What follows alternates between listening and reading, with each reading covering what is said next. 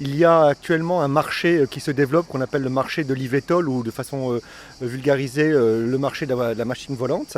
Et donc Maca a décidé de chercher à conquérir ce marché au travers la proposition d'une Formule 1 volante et une Formule 1 volante à hydrogène. Le monde de la compétition, comme ont pu le faire nos anciens dans le monde de l'automobile, est un environnement qui permet de pousser la technologie, donc de gagner en maturité par rapport à ce nouveau marché.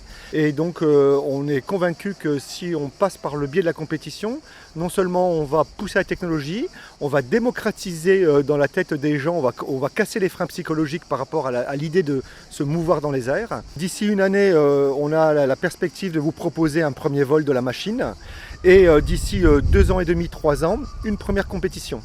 Comment faites-vous pour financer votre projet? Alors à ce jour, on le finance malheureusement en fonds propres.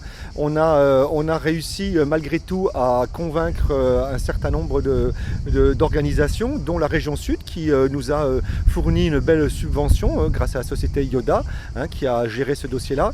Et ce niveau de subvention va nous permettre de réaliser un premier vol d'ici 1 an. Ensuite, en parallèle, bien sûr, on est dans ce qu'on appelle le processus de levée de fonds. Et ce processus de levée de fonds, à ce jour, on a à peu près 4 ou 5 investisseurs, malheureusement étrangers, pas pour l'instant français. On ne désespère pas, on espère que quelqu'un de visionnaire ou quelqu'un qui croit en cette perspective viendra à nous, quoi, effectivement.